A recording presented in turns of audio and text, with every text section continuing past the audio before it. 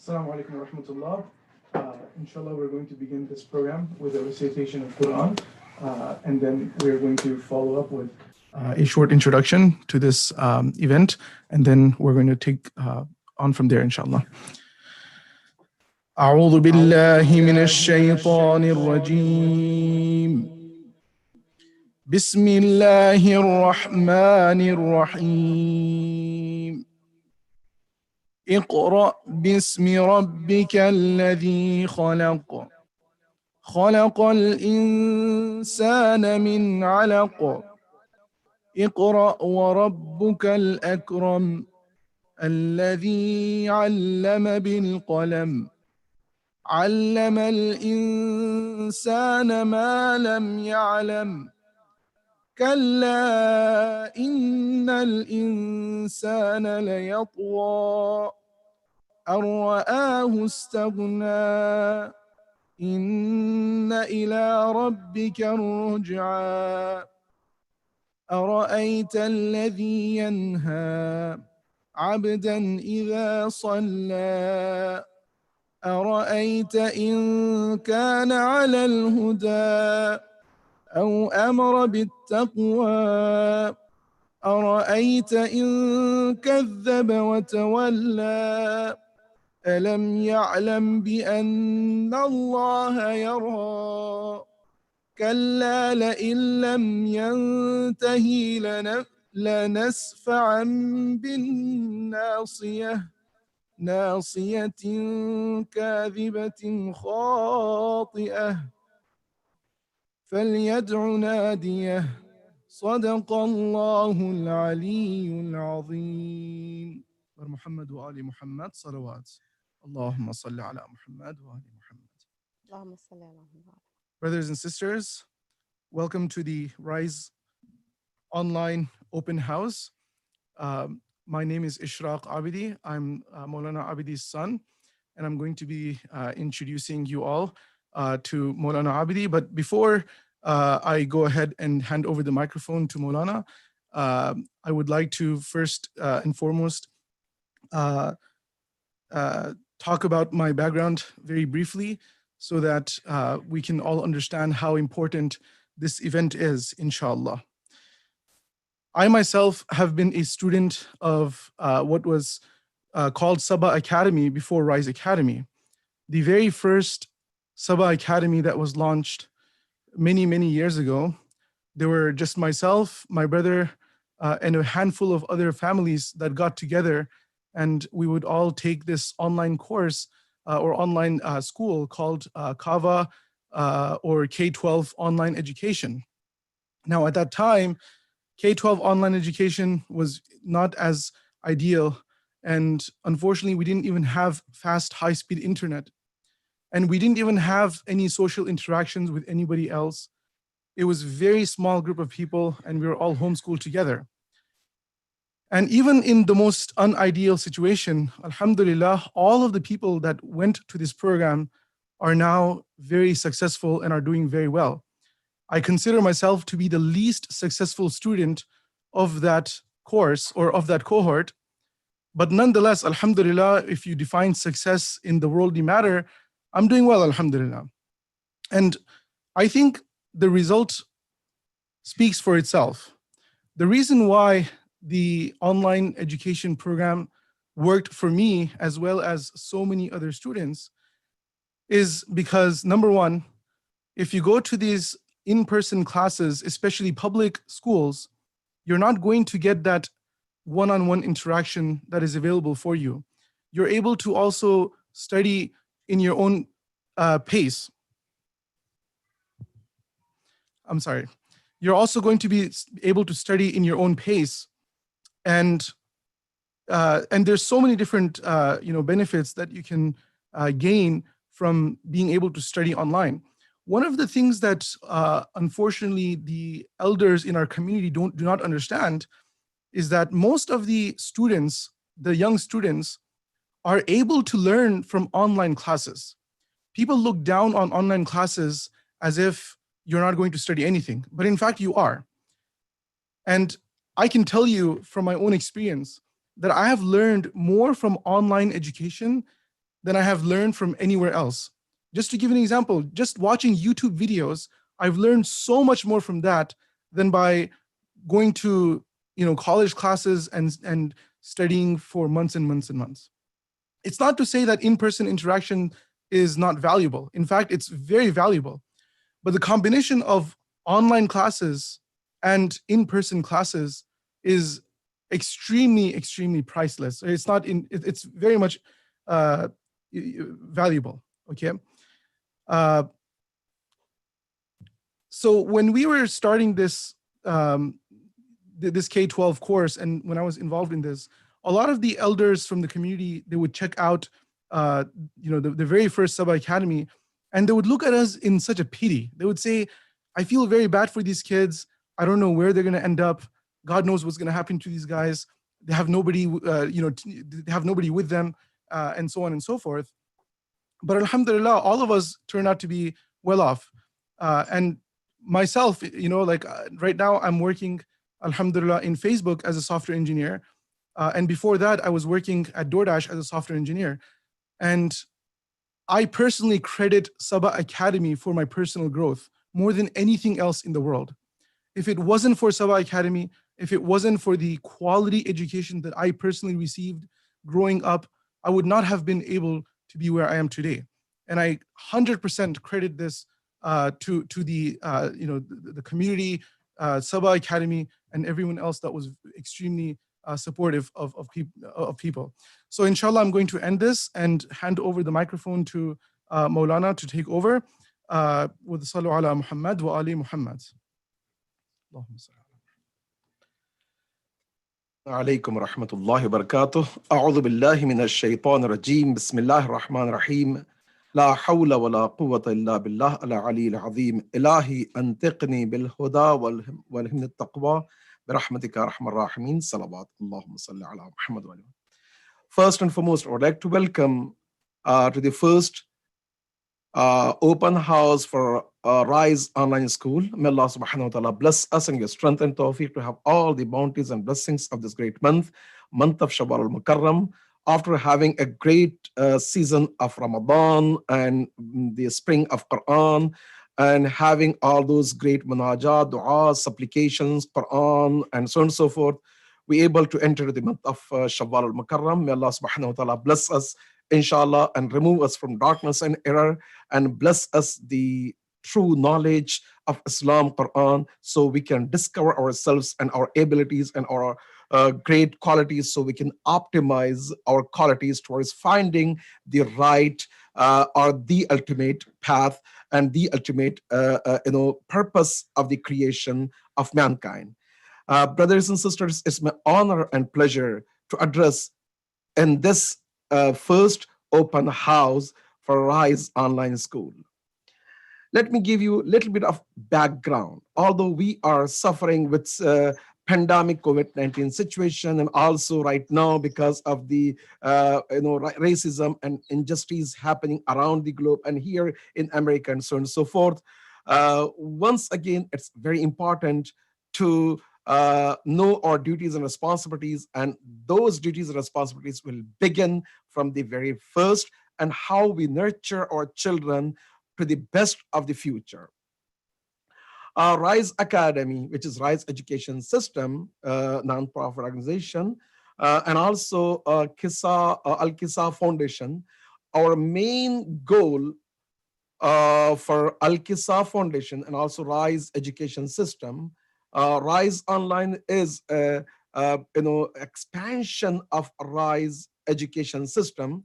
I would like to give you a little bit of background that from the day first, we tried our best to focus on the very foundational aspect when it comes to the education. We had a lengthy discussion among ourselves and what to do and what not, and so on and so forth. end of the day, we came to this conclusion that we need to focus for the infrastructure, for the education, for the future of the children, and so on and so forth. That's why Kisa Kids also launched, and we have good resources in Kisa Kids and also in different branches of Al Kisa, and also Rise Academy. We able to have a good Rise Academy here, and also we wanted to expand that. But meanwhile, knowing the circumstances, we came to this idea that we want to have some strong online programs for our children, because if we are talking about the future generations, the leader of the future generations, those who will carry the banner of haqq and truth, they should be nurtured and they should be trained in a way that they can represent as ambassador of Ahlul Bayt in the best manner. So that's why what we did is a while ago, we had a lengthy discussion to have a Sunday school online for those who have no access to Sunday school or after school or part-time school for Islamic education, because not every city, not every child, they can go. And also supplemental programs for our students and our children. And on top of that, we wanted to have a full-time online school to give the platform for families to consider for their children. Again, I would like to be very blunt that this online school should not or cannot be replaced with our traditional on-campus schools. On-campus school is a first priority. That's why I would like to begin with this very important point that if anyone has access to on-campus full-time school, that should be priority in any city, in any places. However, when we talk and discuss about those who want to send their children but they cannot have, then for them this could be a good opportunity.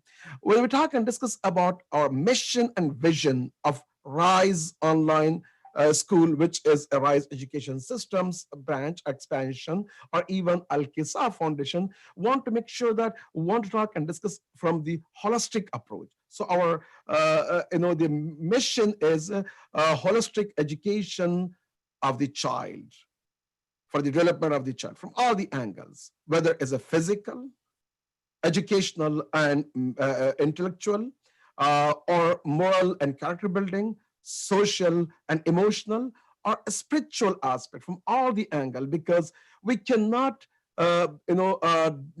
separate none of these great elements that can build our personality as an insan kamil.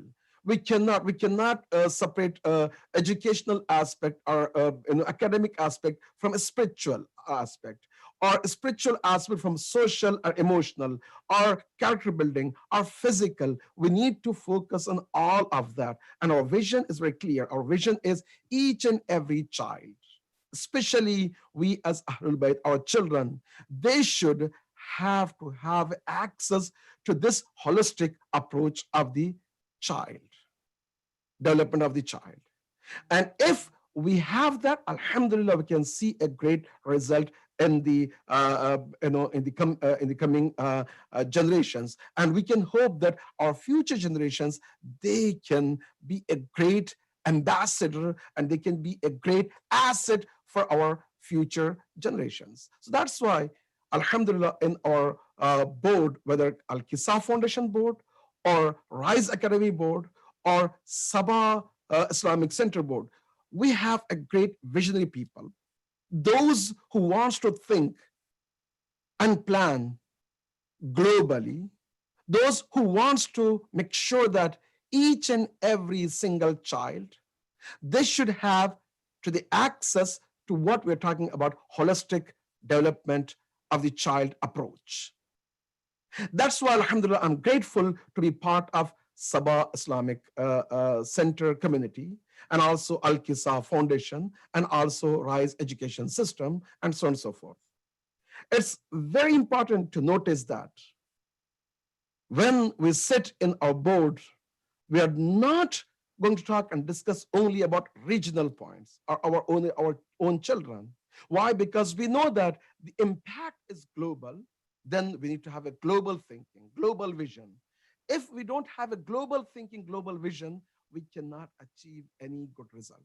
That's why even if you see in our different teams, whether the team which we created, a committee for this online school, or Sunday school, or a supplemental education system for the children, or the advisory committee for this online school, you will see that advisory committee, we did not choose only from one aspect. We want to have from everywhere, so we can have a better idea and we can have a better advice from different people, those who are educators, those who are principals, those who serve their lifetime for nurturing the children, planning, and so on and so forth. I'm grateful to have this great team of advisory committee from all across the America.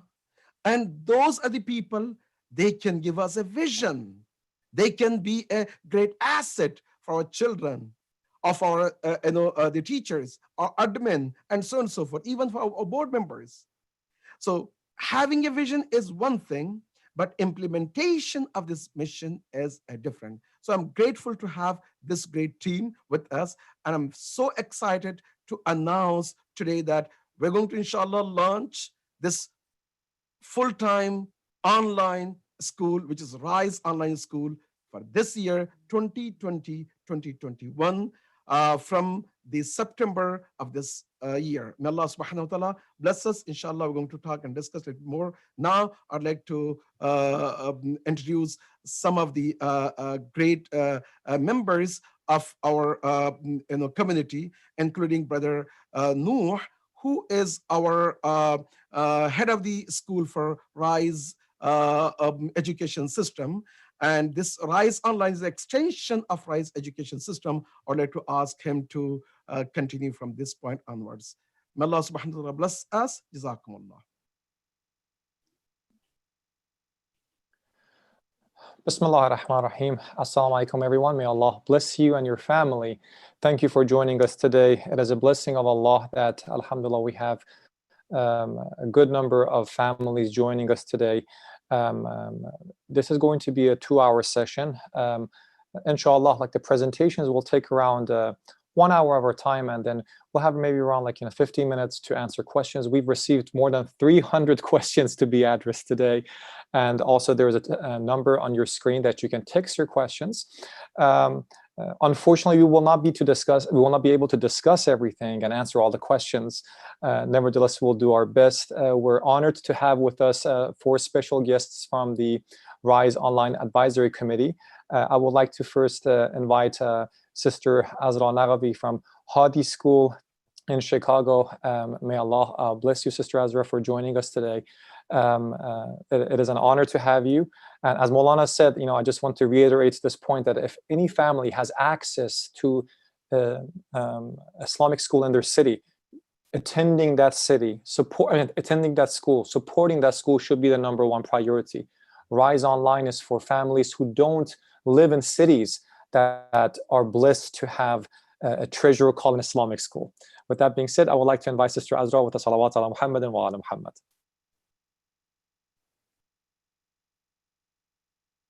Assalamu alaikum. Can you hear me okay? Yes, Hello, we can you can. hear me? Yes. I wanted to, first of all, thank Moulana Raza and the team. Thank you, everyone, for inviting me to speak today. Congratulations, Moulana Raza and the team for starting an online Islamic school, mashallah. This is the right time where most of us are working from home and have realized the full potential of using the technology for online and distant learning. The world we are navigating today have put our life in digital order, with or without our consent. So all of us are, especially our students, must and have to adapt to learning in the digital world. For over 30 years, Islamic schools have been playing a critical role in the preservation of Islam in America.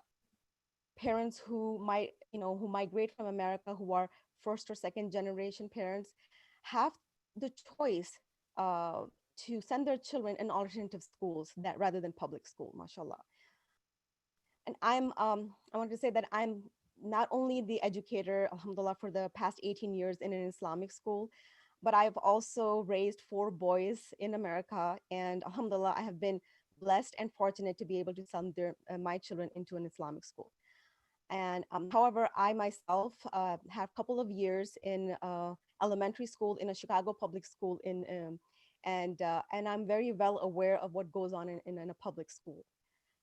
Therefore, I feel like I am in a unique situation to present both perspectives of the both world and some of my feelings when it comes to educating our children in America. I feel that there are mainly 3 factors that motivates parents to send their children to an Islamic school: the Islamic environment, the religious education, and providing and developing children's Islamic identity.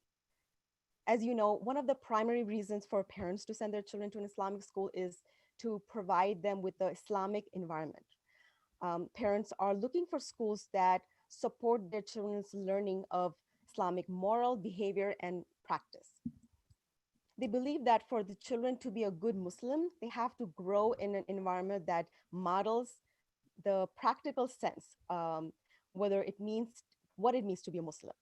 So parents want to provide their children from, protect their children from negative influence of public schools. For example, drugs, violence, sexual promiscuity, toxic environment, negative behavior and attitude.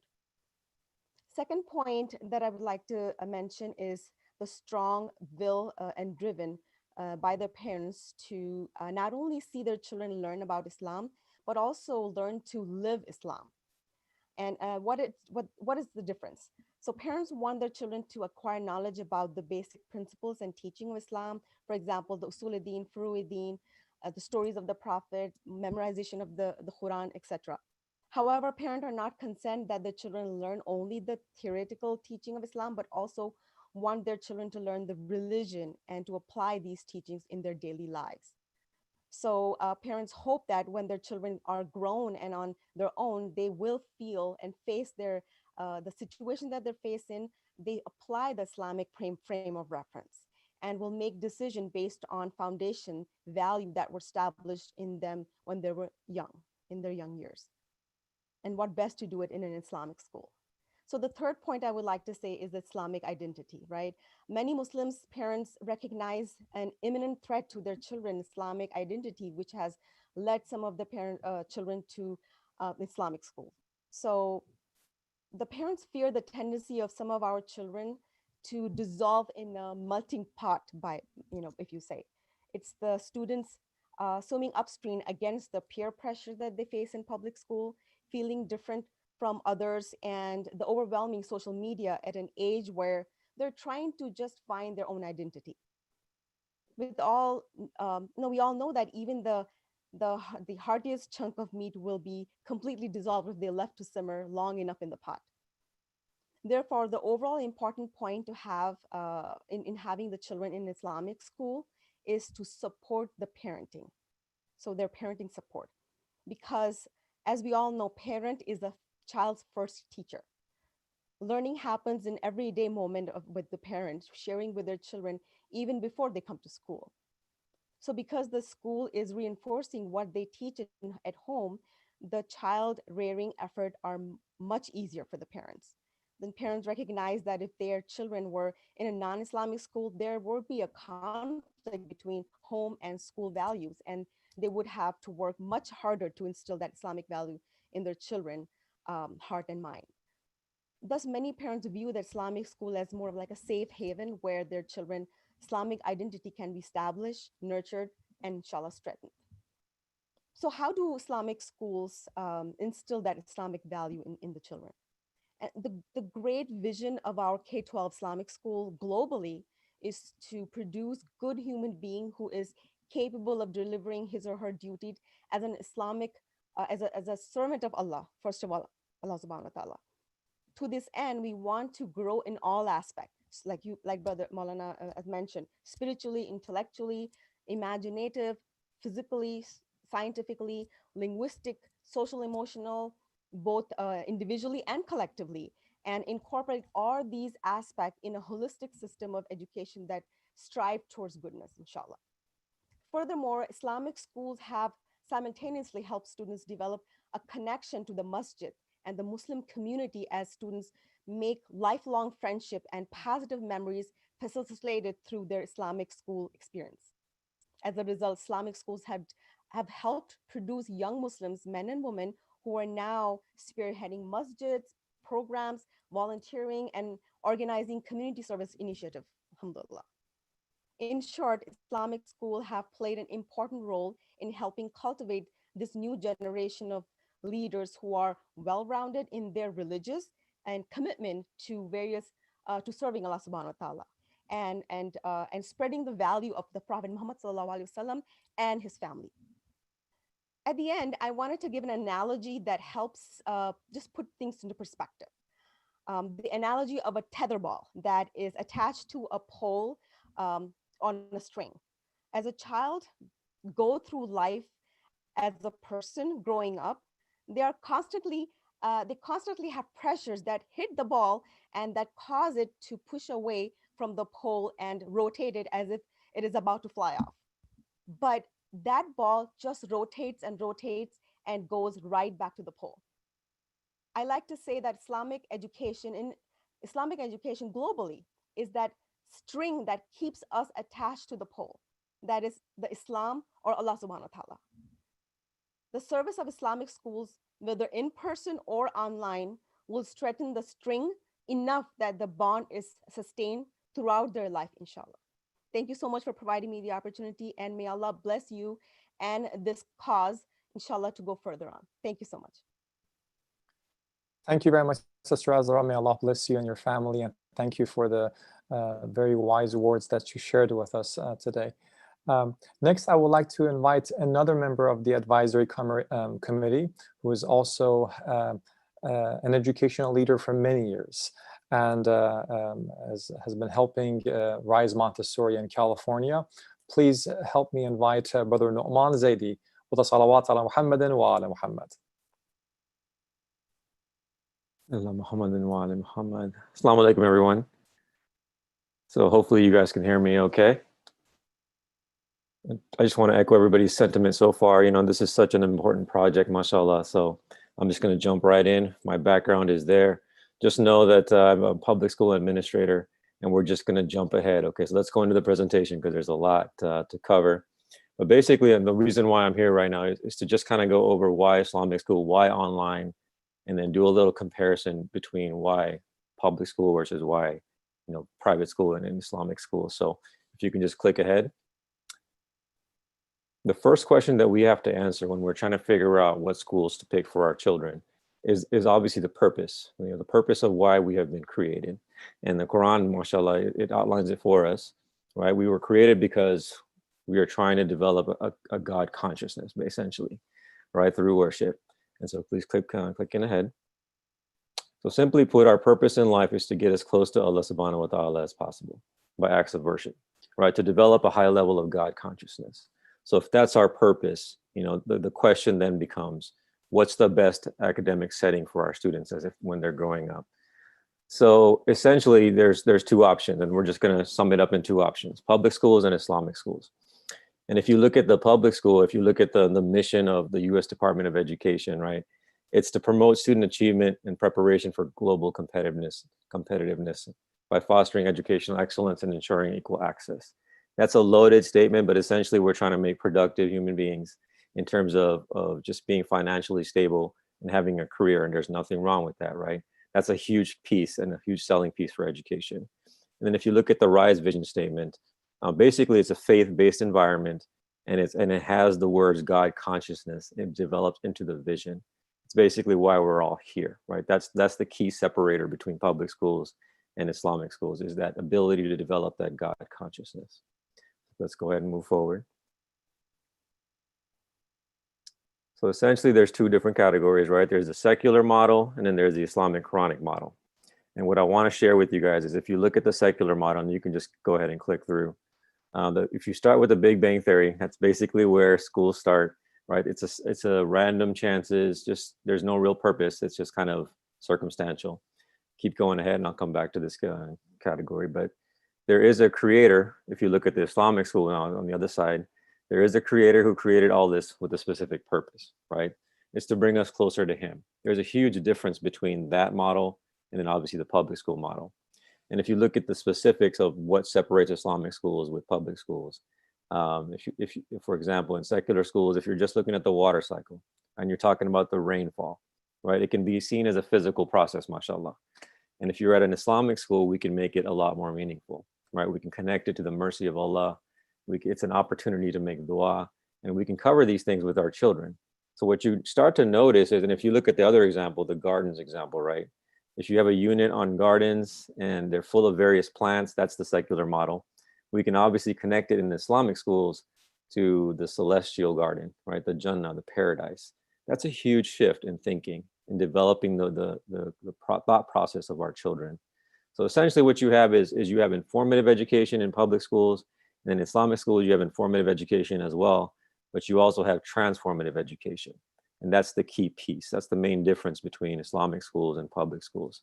And that feeds into what has already been mentioned, the Muslim identity piece, right? We have a strong academic foundation and also a strong ethical foundation.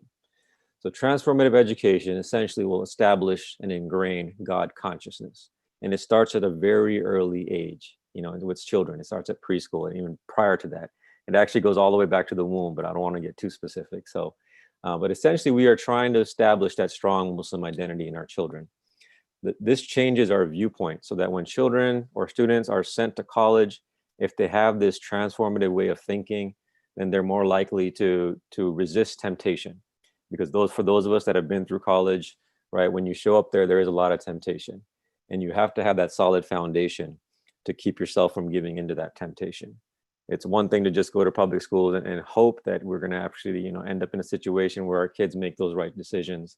But we have to give them that foundation and have them develop that strong Muslim identity so that when they're picking colleges, they're going to pick colleges, ideally, that have established MSA, because they want that support network when they get there so that they can resist all these temptations. So go ahead and click forward. So there's, when we're doing these presentations, when we're talking to parents, when we're looking at families, and we're kind of taking a survey of what the resistance is to Islamic education, there's basically three big categories. There's fees, which is valid. There's lack of academic rigor, at least that's the perception. When you talk to parents and you talk to community members, what is it about public or Islamic schools that makes you resist? And essentially because there's a belief out there, there's a perception that there's a lack of academic rigor and there aren't qualified teachers, right? In the Desi world, we have Desi teachers that run Islamic schools, and there's that perception that that's not as rigorous as public schools.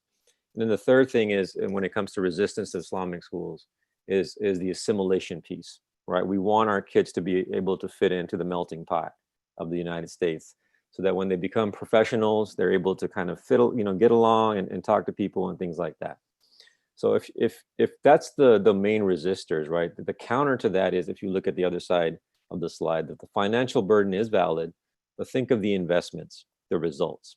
If it means that you have to have a less of a mortgage or you have to rent, God forbid, so that you can afford to send your kids to Islamic schools, that's the way we have to think, right? The adults have to have this transformative thinking as well. And then if you look at the second key point, the lack of academic rigor, I could tell you right now that the fact that the Rise School is WASC accredited. I've been on a WASC accredited team before. I've been at a school where we went through the process as well in a public school setting. It is a very exhaustive process. And for Rise to have that WASC accreditation, I can tell you right now that they're academically speaking, they're up to par with any public school and probably higher than most public schools on average. Then the third key thing, the assimilation piece. Is assimilation really a bad thing? Go ahead and click forward for me, please. There's a high cost if you send your kids to public schools, right? Having been in public schools, we heard from the previous speaker as well. She's a teacher there. There's a huge gamble that you're taking with your kids. You're just rolling the dice and hoping that everything works out, right? There's a lot of peer pressure, a lot of influence of students in public school settings, and your children are going to want to assimilate to a public school setting. They're going to be big on acceptance, right? And that can either play against them or play, for them. It really depends on the setting and the friends that they hang out with. So what I would say is, assimilation is something that will come naturally, even if our kids go through Islamic schools and they don't know how to assimilate with the average, American student, that's not a bad thing. That's actually could be a very high blessing in many ways. So go ahead and click through. And then the last piece is the Islamic online piece, right? It's already been mentioned, but there's three key things that I want to highlight. There is a guarantee. This is obviously going to create a guaranteed and viable option for remote learning. So for those of us that are too far away physically from an Islamic school, it gives us that option, which is huge. And then there's a lot of flexibility, right? You can cater and you can individualize the instruction to the needs of the students. And then the third key thing is safety, and I think that's so key with our children. You can control the content coming into your house and what your kids are being exposed to. So in summary, basically, hopefully it speaks for itself. You have to start with the purpose of life. If our purpose is to develop that God consciousness and be close to Allah subhanahu wa ta'ala, then what environment do we want to create for our children?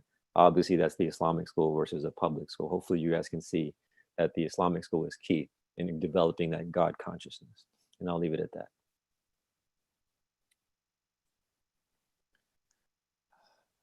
Thank you very much, Brother Nu'man. May Allah bless you and your family. Brother Nu'man is being very humble about his experience. We're very thankful that he joined us today and he shared these very informative slides with us. Thank you, Brother Nu'man. Our next speaker is a person who has dedicated her life to establishment of Islamic schools. Again, we talk about Islamic schools as gems, treasures, and communities. And the city of knowledge, Madinatul Ilm is a gem in California and West Coast. And thanks to the sacrifices and dedication that Dr. Sheikhli and her team have made, alhamdulillah, City of Knowledge has been an establishment since 1994. They've had graduates, and we're very honored to have Dr. Sheikhli with us today. Please help me invite Dr. Sheikhli with us. Salawat ala Muhammadin wa ala Muhammad. Thank you very much. إن الله وملائكته يصلون على النبي يا أيها الذين آمنوا صلوا عليه وسلموا تسليما اللهم صل على محمد وآل محمد. قال الله في معجم كتابه الحكيم أعوذ بالله من الشيطان الرجيم بسم الله الرحمن الرحيم يا أيها الذين آمنوا قوا أنفسكم وأهليكم نارا وقودها الناس والحجارة. Dear respected brothers and sisters, Assalamu alaikum. Close to 35 years ago, myself and a group of other parents with young children were in the same boat like many of you right now are in. We were concerned about our children's learning of the Arabic language, Quran recitation, Quran teachings, as well as their Islamic identity. We exhausted everything in our power to teach our kids Quran, Arabic, and our Islamic and religious values. We tried Sunday school, we tried after school, we tried Friday school, and we tried home learning also. And we achieved success at different levels. However, there remained the bigger question. Who were our kids with during these 7 prime hours of their day? Who were their role models? Who were their friends? What were they hearing and listening? Bear in mind that the culture of public institutions at those days were way different than what our kids are experiencing right now in public schools. There were some values, nonetheless, very contrary to ours, but they were not like what the kids are experiencing today. This was one of the main reasons for the establishment of City of Knowledge School in 1994, simply to try to safeguard our children, our families, and ourselves.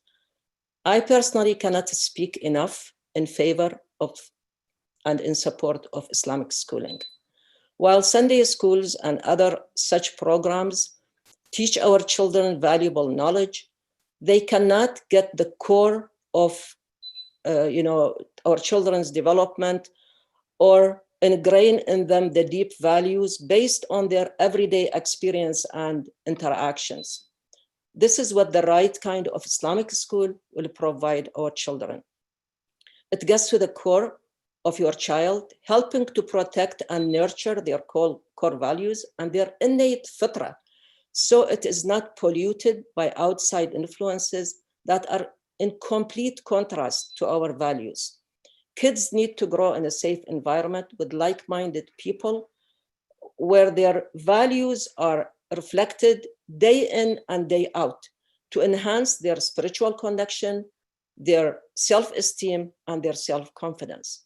From a scientific perspective, everything children see and hear, every piece of media they are exposed to, or every single experience they have wires and rewires their brain, determining their actual brain structure. In fact, science shows that this does not end with childhood. It continues throughout life.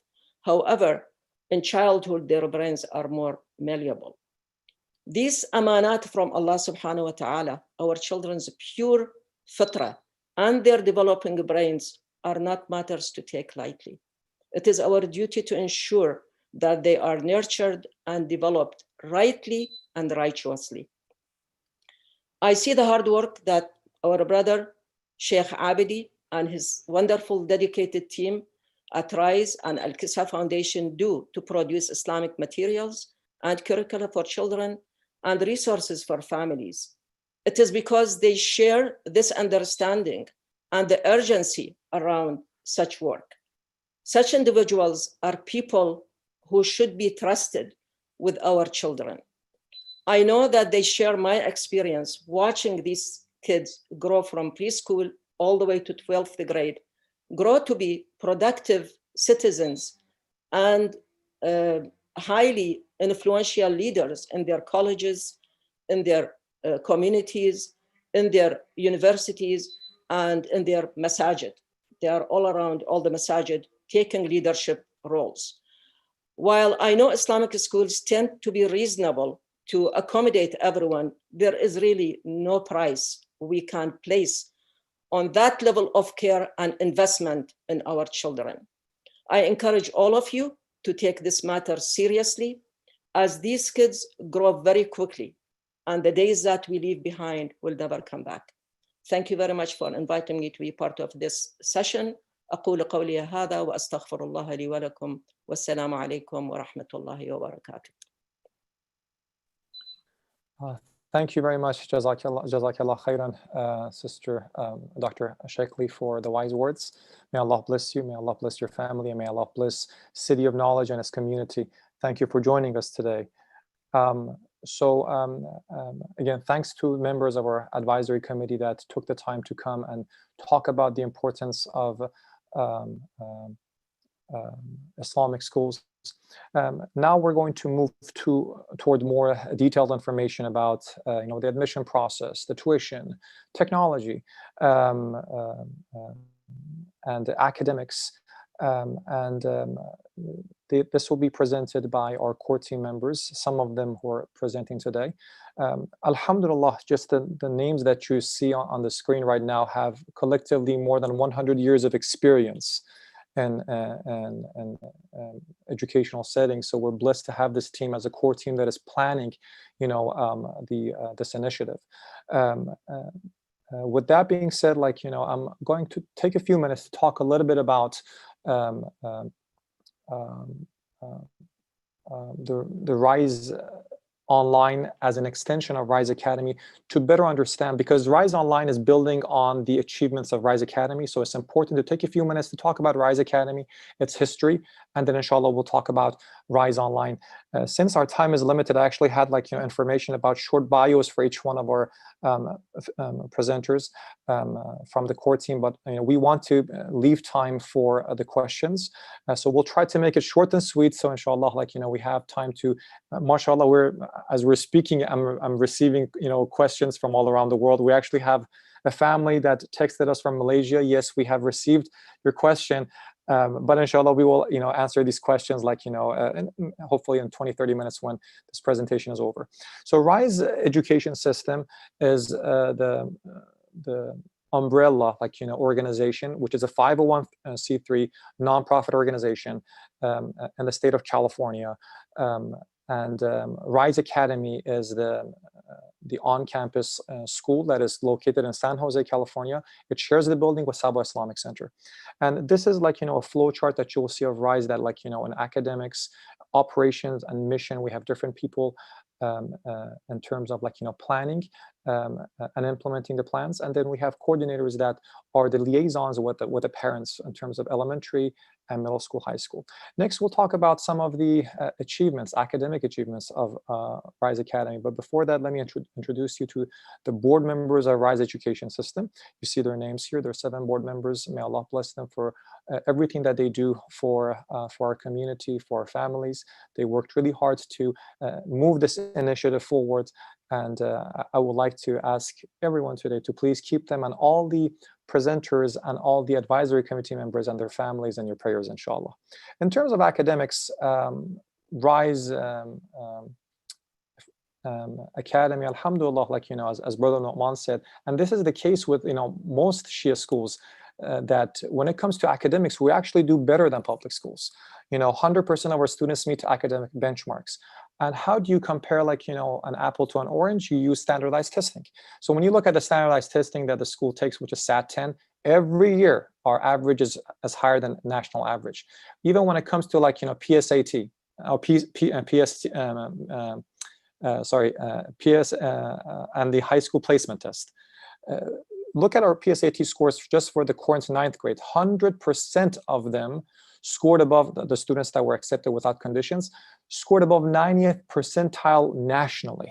We have students who score 99 percentile, 98 percentile. These are top students, and no wonder, as you will see in the next slide, they go to top universities. We have students who've been accepted to top universities in California, Berkeley being one of them, alhamdulillah. And again, like, this is one thing we want to see. Academic excellence is important, but also the character of our students. And not only seeing them go to a good school, but also being successful in that school. Not also being successful in college, but be successful in life. And that goes back to the character building, to the moral character, that inshallah, when they face different challenges in life, they make the choices that pleases Allah subhanahu wa ta'ala. Next slide, please. So we try to have different activities for our students. And inshallah, the plan is that we have similar activities for students at RISE Online. Like, for example, we have character building trips for our students that we take them to the ocean or somewhere. And the focus of those 2 or 3 days is to discuss about, like, issues that they have in life, their character, challenges that they're facing, like, with the people around them. And these camps have been very, very helpful to our students and to our families. And inshallah, like, we hope that we can have similar, like, activities for our RISE Online, that these students, like, maybe once a year get together for a camp. Sometimes we take our students to ziyarah trips, like, as you can see, like, and inshallah, I ask Allah subhanahu wa ta'ala that everyone who is attending today, like, be blessed with the ziyarah of Imam Hussein and Awlad Hussein, inshallah, and the shafa'at of Hussein and Awlad Hussein and akhirah. Or you see them involved in social justice with everything that is happening around us right now. An example that our students were engaged with, they made these Remember Hussein alayhi salam water bottles that had information about how Imam Hussein stood up to social injustice. And as you can see in some of the pictures, like, they were handing it to non-Muslims. And this concept of outreach is something that we want to see even students at RISE Online get involved, inshallah. So even though, yes, it's an online school, but there are ways that, inshallah, we can engage our students to, get involved, like, with the community around them, with the larger community, get involved in field trips and ziyarah trips and outreach. Next slide, please. Like most other schools, we were forced to go online as well. And we did not lose a single day of instruction. Actually, RISE Online, or RISE Academy, did a very good job in terms of, helping our students receive quality education online during the pandemic. Every grade had at least 3 hours of live instruction. And then they had, like, one-on-one sessions with their teachers, that, student support hours, and alhamdulillah was a blessing, like, and we learned a lot from this. So we're not, it's not like we're doing online school for the first time. Most of our team, the core team that I mentioned, they have years of experience in online schools, not just traditional face-to-face schools, but online schools. And we're blessed to have these team members. I'm just going to conclude with this. At a time that public schools know, if we can go to the previous slide, please. No, one more. Go forward one more, please. No, the other way. Thank you very much. If we can get to the slide with the pie charts, I would appreciate that. At a time that public schools, and again, this is a blessing of Islamic schools, and most schools that represented in the advisory committee share the same story. Alhamdulillah Rabbil Alameen. At a time that public schools were struggling with online education, that they know they're not going to finish curriculum, that they know that they're not going to cover standards, that they decided not to even give standardized testing because they knew that the students are behind and they're thinking about summer bridge programs and all that. Islamic schools, alhamdulillah, didn't have that issue. And this is just an example of our school. Our KG students who took the FNP reading test, with 3 months being totally online, 100% of them when it comes to their reading, they're at grade level. 45% of our KG students are at second grade level. These are blessings of Allah that we see, and I hope that that inshallah we support our Islamic schools in the United States, because they do a wonderful job when it comes to academics. Our problem is that we don't market it, we don't share these success stories. And unfortunately, as Brother Nouman said, sometimes we have these misperceptions that academically they're not up to rigor. As Brother Nouman said, we can go to the next slide. The Western Association of Schools and Colleges visited us 3 times in the past 2 years. Every time you look at, because they give a public report, the strengths of the school, alhamdulillah, we're pleased to see WASC is acknowledging the great work that the school is doing. We're fully accredited. RISE online is a K, as we'll discuss today, is aimed to be a K to 12. So we are not going to accept students below KG, and that our accreditation is from kindergarten to 12th grade. RISE online is an extension of RISE Academy. And as discussed today, the online school system is different than typical homeschooling. Homeschooling, the pressure and everything is on the parents. When it comes to an online school, parents and the school become partners.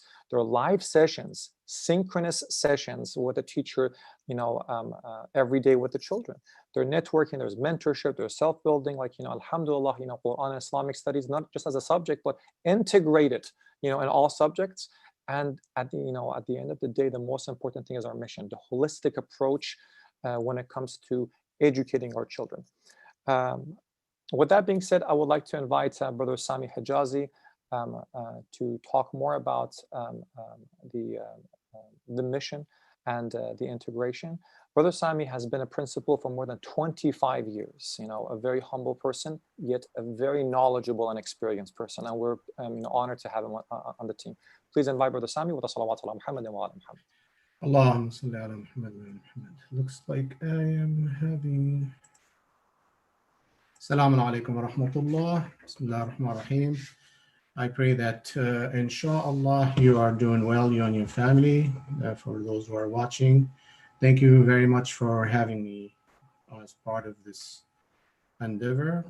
I want to go over the mission. Actually, most of the speakers have already discussed the mission, but having said that, I'll make it short just as a reminder. Sometimes repetition is very important.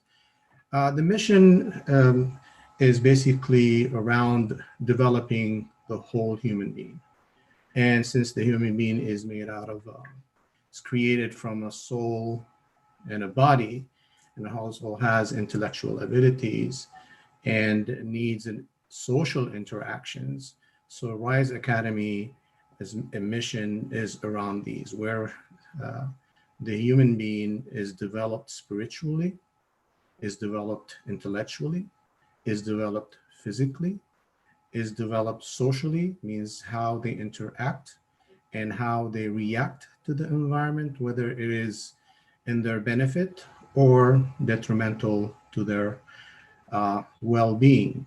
And also it deals with character building, and that's where Islam comes as far as the mission is concerned as well. Now, having said that, give you the mission is the guidelines or the driving force of any institution, and also is a vision. What makes Rise Online different is that, as my colleagues or the presenters who came, the religious and the spiritual aspect of Islamic schools and the environment of the Islamic schools creates or develops or redevelop the human identity. Shouldn't say Islamic, because Islamic and human are concurrently used as far as I'm concerned. So when you develop the human identity, that means you become part of this community, Islamic community, but also you extend that inclusion as becoming part of the larger community and part of the world, and even part of the universe. If you go back to the book written by Shahid Mutar, Man and the Universe, we are not disconnected. So in Rise Academy, we make sure that our students or the students are connected not only to their family, but the family is extended to the community, and the community extended to the larger community. So this is what makes Rise Academy different than any other schools. It does not promote individualism. It promotes self-reliance, but at the same time promotes cultural connection to the greater goods of society. And that's pretty much the main difference in terms of Islamic schools and Rise Online Academy. The intellectual and the emotional, they might be available in public schools or in any other schools. But the difference is that intellectual and that educational is connected to the core, and the core is Islam and Islamic principles, the Quran, Ahlul Bayt alayhim salam. These are the core. Sometimes we have the tendency of talking about core subjects. These are not core subjects. As a matter of fact, the extension of these subjects, whether it's English, social studies, science, math, they are the extension of the core, which is Islam, because we are born Muslims in our fitrah, as has been mentioned before. And when it comes to social and emotional, there's a lot of connection between, when I was a principal, for example, the connection between the administration, teachers, the students, the family, the parents, that connection creates a very, I think, robust environment for our kids to grow emotionally and feel emotionally and psychologically and physically safe. Whereas in other schools, there are many challenges to living that kind of a safety as far as that is concerned. And the last one will be character building. Again, if you look at the difference between, for example, public school character building, it had been mentioned earlier, that we're here to graduate workers. And workers become, in a way, quote unquote, slaves to the corporations, slaves to these big businesses and so forth, because these businesses or the secular system promotes, a mechanical system in the universe. And whereas, Islamic school, Rise Academy, is one of them, it promotes divine human being, where the totality of the human being is developed at the social, at the emotional, at the spiritual, at the physical, in its totality. And inshallah, this endeavor will, with the support of parents, supports of all those who are involved, will become very successful and will be the bearer of our beloved Ahlul Bayt, where they stood for justice. They put their lives, for justice. I don't have to mention any of them because, as you know, this is what we want to build, is to become social awareness of what's going on in the world. So we become an active, not only learner, an active participant in the justice of the world. Thank you very much. If you have any questions later on, I'll be more than happy to answer. May Allah bless you. Thank you very much, Brother Sami. Next, we're going to move to curriculum. Sister Zainab Mithani, who has been an educator, a credential teacher for 6 years, inshallah, is going to talk about this. And I think there's a slide after that that Sister Tina is going to talk about. Sister Tina has more than 10 years of experience in the field of education. The last 3 has been in the field of online and blended education. Let's invite Sister Zainab. Salawat ala Muhammad wa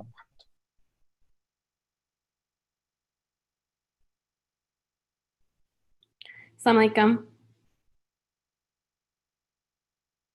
So inshallah, I'll be going over the curriculum for Rise Online, and I'll give you a window into what the daily life of a Rise Online student will look like, inshallah. So Rise Online will be providing a rigorous curriculum for all students, and that curriculum will be taught by experienced teachers in their field. So all teachers are going to be trained to teach in the online format, and will be able to provide an engaging learning experience for all students. So students' academic, religious, socio-emotional needs, as mentioned earlier, will all be met, and the curriculum will be reflecting the mission of Rise Online. Along with that, we're going to be meeting all national standards, so we're going to be using the Common Core standards, and physical education requirements will be met as well. So the educational approach that Rise Online is going to be using is that of stream. So students will be having classes in science, technology, religion, engineering, arts, and mathematics. Along with that, students will be offered electives, which will be announced at a later time, inshallah. So next I wanna go, along with that, as Brother Sami mentioned earlier, we're gonna be using an integrated approach. So what that means is that along with having an Islamic studies course, students will have Islamic studies within the core curriculum. So if students are in their English class, for example, and they're reading a story and learning about different themes, along with that, we want students to discuss how that theme relates to the mission of Islam, how they can relate it to the Quran or different hadiths. So now I'll be going on to what life will look like for a Rise student on the daily. So we're gonna be using a blended learning model where students will receive synchronous and asynchronous education. So what that entails is that students will be having live classes daily, and at the same time, they'll also be doing individualized instruction, like independent study at home through self-pacing, and will be given a pacing calendar provided by the teacher. One of the things that makes us different from the traditional homeschool is that students will be given a schedule to follow, but inshallah, it's going to be a flexible schedule that meets the needs of different families. So I want to just show you a sample schedule that a student might receive. So for example, they will have like an AM session and a PM session. So, and this will be dependent on when a student's live online classes are. So for example, a student in California might be having their live online session in the morning. And so in the afternoons, they'll be working on their independent study, inquiry-based learning, or the Quran. Whereas at the same time, a student in New York might be having their live online sessions in the afternoon. So in the morning, they have the flexibility to work on their independent study or the Quran. So this is a great guide for learning coaches and parents to kind of have a guide as to what a day should look like, but also given the autonomy to make any changes as needed for a specific family. One of the questions that we received numerous times on the survey that initially went out was, how can Rise Online provide a social environment for students if they're 100% virtual? So inshallah, Rise Online will be meeting the social needs of students in various ways. So within the live lessons, for example, students will be making connections with their teacher. They'll be collaborating with other students. On Zoom, they'll have like breakout groups, for example, and they can work on projects with one another. And at the same time, teachers will be offering daily office and student support hours. So students can come to their teacher throughout the day, even if they're not having a live class, and get extra support that they might need. Other ways that the social needs will be met, students will be given mentors, and these mentors will be planning social activities throughout the year. There'll be school-wide virtual events, virtual field trips, and perhaps even daily assemblies throughout the year. And in this way, students won't be missing out on that social aspect that they might typically get from a brick and mortar school. And we can create a Rise Online community as well. So inshallah, now I'll be passing it to Sister Tina, who'll talk a little bit more about student progress.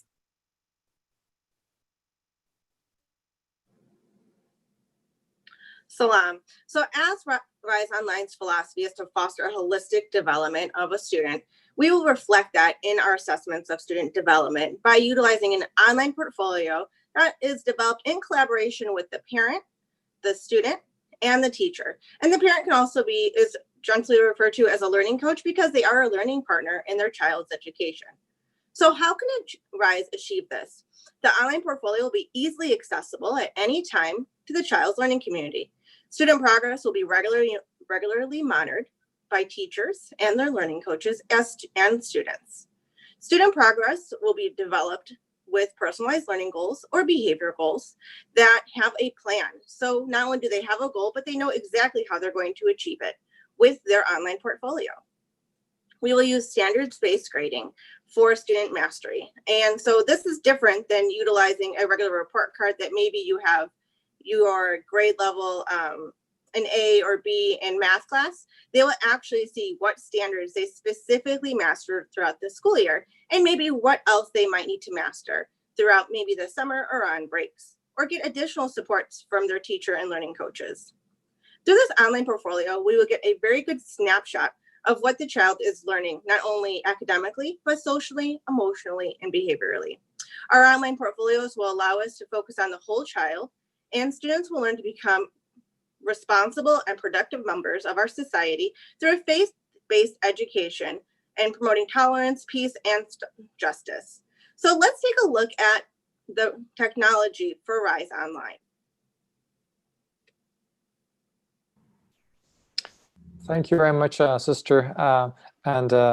Sister Zainab and Sister Tina both have years of experience in education. Also, they both hold a master's in education. Our next presenter is Dr. Taimaz Tabrizi. Like you know, he is our high school director at Rise Academy. Again, he has more than 10 years of experience, as well, in teaching. Let's invite him with a salawat ala Muhammad wa ala Muhammad. Assalamu alaikum, everybody. So this is the technology aspect of Rise Online. So the good news here is that the devices will be provided by the schools, and they will be included in the supply fee. Now, some of you may noticed, with online education during the pandemic with the schools, is that if you have more than one child who is enrolled in an online school, you will be needing more than one device. We will also be giving a technology training for parents and students. This technology training will be covering everything that is required for online schooling, including how to use the learning management system of the school. Now, what parents will be needing at home will be obviously a high-speed internet access, and making sure that routers are properly placed in areas where students will be conducting their learning. They will also need hard copy books. However, these books will be provided by the school. I think right now I'll give the slides to Sister Hiba. Thank you very much. Sister Hiba is also a very experienced educator with more than 10 years of experience in the field of education and a master's in educational leadership. She serves on the board of education of her center. Let's invite her with a salawat ala Muhammad wa ala Muhammad.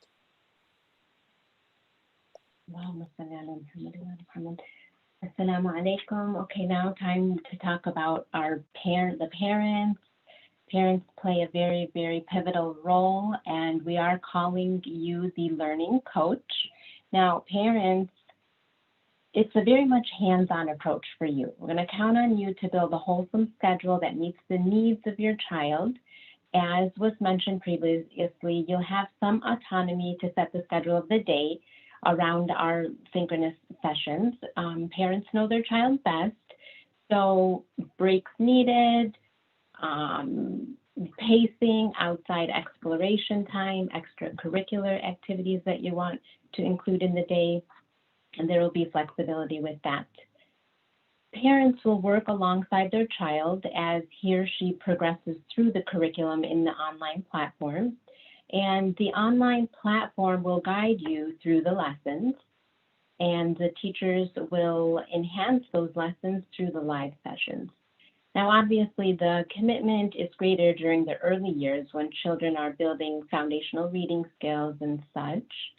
And so as the child moves from learning to read to reading to learn, then you'll see that their independence is also increasing. And in the older grades, you're guiding your child to become an independent learner, and the amount of time you spend with them decreases. Next, teachers will support your efforts by providing synchronous lessons that supplement the material you are working through with your child. As we said, this will be through live lessons, extension activities that further enhance the curriculum. Teachers will also hold empowerment hours to discuss your child's progress, address any concerns, and provide support as needed. We hope to connect you with other parents to build a virtual parent network where you may connect with one another, reach out for support, bounce ideas off of each other, kind of in an informal, safe place where you can network with one another and help each other, so that it doesn't feel so lonely and so much pressure just on you.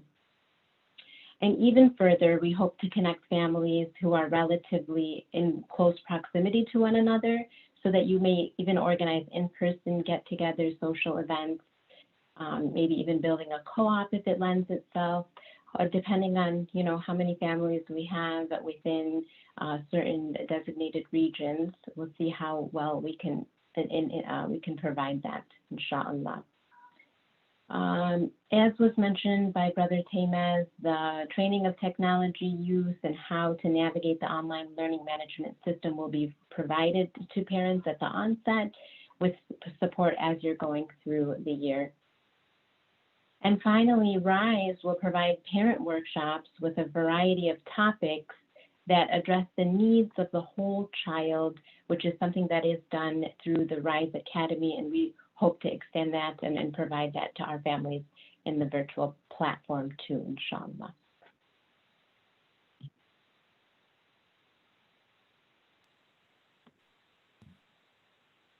Thank you very much, Sister Haba. May Allah bless you and your family. Next, we're going to talk about admission and tuition. Let's invite Sister Tina with the salawat ala Muhammad and wa ala Muhammad. Salam again. All right, so let's look at what the admission process for RISE Online will be. To ensure that all families understand the mission, vision, and philosophy of RISE Online and become better familiarized with what the learning process will look like, we have a multi-step admission process. So it's imperative that students in a child's learning community understand the commitment level and the technology literacy needed to be enrolled at RISE Online and to be successful at the school. So the first step can be completed today at the end of this, at the conclusion of this presentation, which is filling out the application and putting in a deposit. So there will be a link to the admissions page on the RISE Online website where you'll be able to easily complete the application right online and put your deposit down. All applicants and their families then will have either a family meeting or student assessment with RISE Online team members. So the applicants will all have an assessment to evaluate their ability level in math, language arts. In addition, we'll have an admission essay to evaluate their writing. And during the evaluation process, we will observe behavior just to ensure that we are looking at the whole child that directly links to our mission and vision of RISE Online. Once all of those steps are completed, then families will receive an acceptance letter with the next steps that we will have for documentation to complete the enrollment process. So let's look at the tuition and fees for RISE Online. As you can see, RISE Online has two different tuition and fees based on the age level of your student. So Rise Online school year does begin on September 8th and will have a full standard school year. So this tuition is for the entire school year. There'll be 181 educational days. The tuition that you see and fees are all inclusive. So students will receive a full year of instruction and the technology to be successful for the year, in addition to curriculum supplies and supplemental programming. As it shows that there is that fee difference between elementary and middle school versus high school. This is due to high school students needing more classes for college and career readiness and needing more support to ensure that they are on track for college applications or life after Rise Online. Rise does have two options available for paying tuition. Either you can pay upfront for the entire school year with a discount of 5% before the first day of school, or you can break it down into 10 payments of the full tuition price.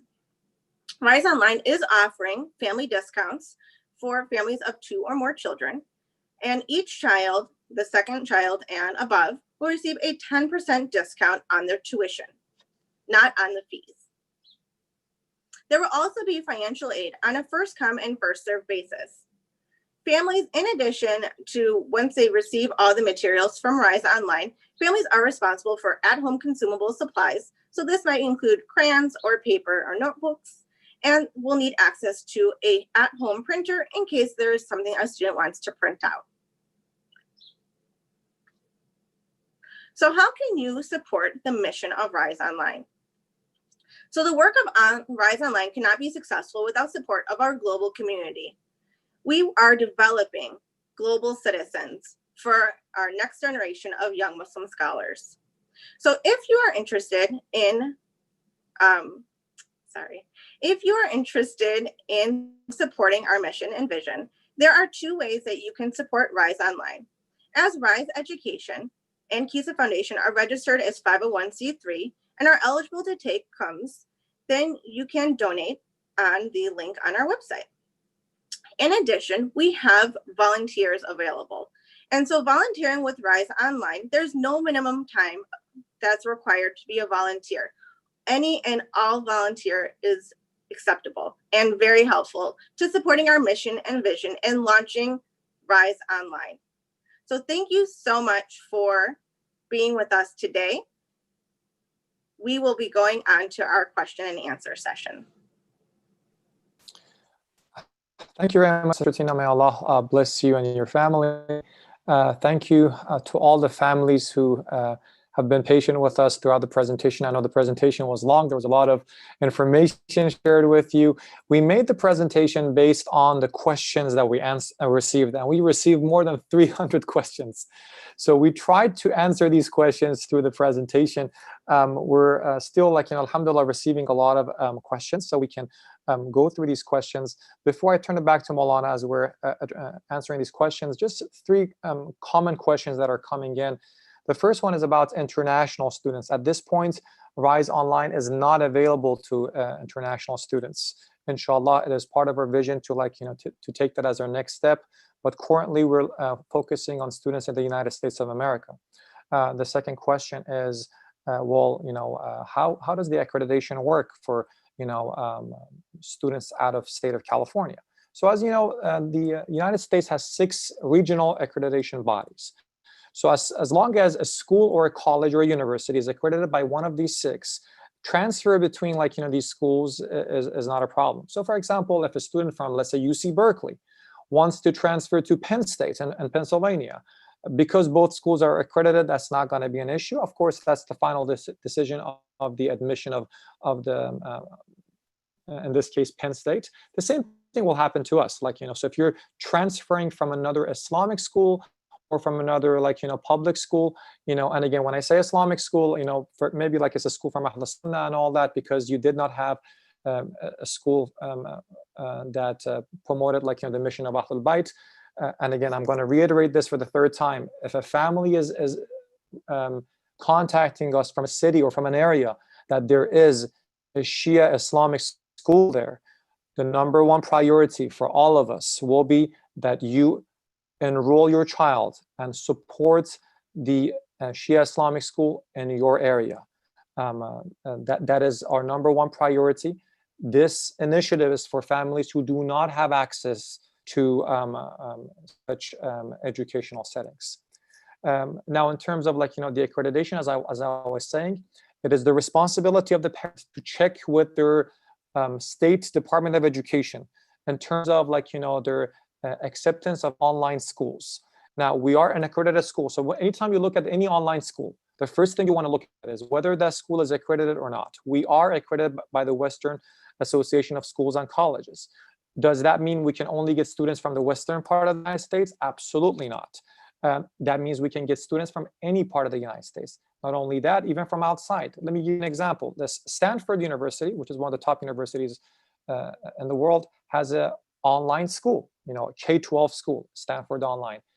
They have accreditation from the same accreditation body that we have, which is WASC, Western Association of Schools and Colleges, and they accept students from all around the US and all around the world. So nevertheless, it is the responsibility, because some states actually do not allow or do not consider online schools equivalent to public schools or private schools in the state. They will be considered homeschooling kids. There's only 2 states that I know of that has that condition, but nevertheless, please check, with your local Department of Education. For most schools, that is not going to be an issue. The third common question that we've received is about, what do we cover? We will cover the national standards. Any public school in the United States of America covers the national standards. So for example, Common Core. Now, there are different curriculum, different publishers that cover the same standards. Pearson may have their own English language arts books. Let's say Great Minds will have their own. Different publishers have different textbooks. A textbook is different than curriculum, which is different than the standards. So each district chooses their own textbooks. So what we do is we cover the standards, and inshallah we choose rigorous curriculum. Typically speaking, Islamic schools, and Rise Academy is one of them.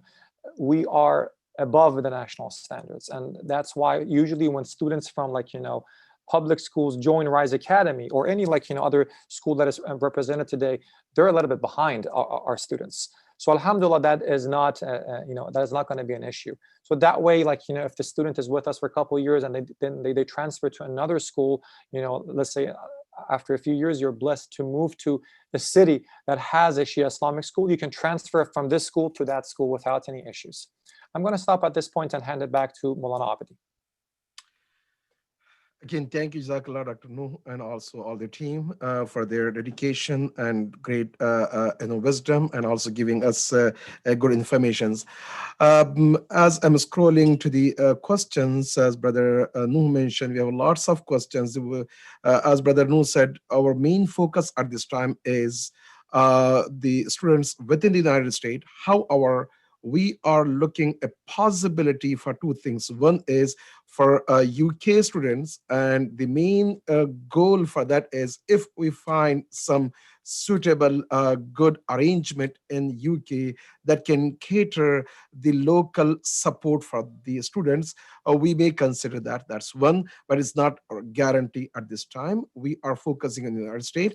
And the second one is some questions is the parents, those who are United States citizens, are children of United States citizens, but they are traveling for work purpose or anything outside of the United States, that is also ideal for them. They can register in our system. Again, they have to work out for the timings and live classes, but I hope that can, inshallah, we can find out for those parents who are United States citizens or their children are United States citizens and they want to have access to the education. The second most common asked question is about social aspect of the our plan. What we have a plan beside what we presented in our presentation about social aspect. We are trying and planning to have a KISA networking system also that can help our students. We are identifying, inshallah, 50 plus centers, and also the Islamic centers / masajid, imam barga, or libraries, or different types of setups in within America. The goal is once or twice a week, parents, those who live in that vicinity, they can go there and they can have together social aspects, or the some sort of PE classes, or on-campus camps, and so on and so forth. And also, as Brother Nooh also mentioned, we are planning to have an annual in a camping, whether Ziyarat camp or the within the America. That will, inshallah, going to announce. The third most common question is, what about the gradings? We are accepting pre-K to 12. This year, we are not going to accept pre-K. Our first grade which we're going to accept is K, and the maximum grade we're going to accept is K to 10 this year.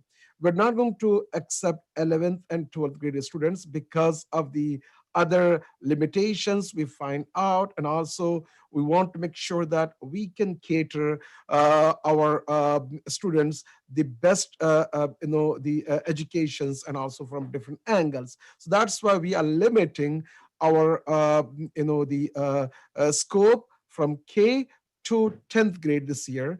But for supplemental, we're going to, inshallah, be free, and we're going to be for everyone. But for as academic year, K to 10 for this year, inshallah. We have other questions from Brother Nooh. Can you read the questions, some of the questions? So inshallah, we can Sure. move on. I am looking at the questions that have been asked, texted to us. Just one thing again, right now we're focusing on the US. We have, some parents who've asked questions about Canada. Currently, we're not accepting students in Canada. However, please note that Waliullah Institute of Learning, has also launched an online school for, I think, elementary. And speaking of the success of Islamic schools, Alhamdulillah Rabbil Alameen, it's a joy to announce things like this. That Waliullah School in Canada has been announced as the #1 school, #1 private school in the province of Ottawa in Canada, beating all other faith-based and non-faith-based schools. We're very proud of our all of our Islamic schools and the academic rigor they have and the focus they have on the character building. May Allah bless these schools and bless their communities, and inshallah we all support them. So sorry, province of Ontario, thank you very much. So questions, and again, I'm looking, most of these questions have been answered. So I'm going to read the questions that have not been answered.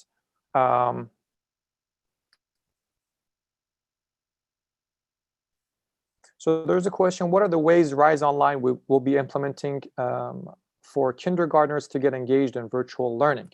Moulana, would you like to answer this question, or do you want me to answer the question? Please, can you go ahead and answer this question? So Alhamdulillah, we had this experience this year with our KG students, that we try to make the class engaging. I think it all goes back to the teacher training and the level of experience and training that the teacher has to engage students using online tools. We've actually had a very good experience with our KG and lower elementary this year. I just shared one aspect of it was the academics. That academically, alhamdulillah, we did a good job.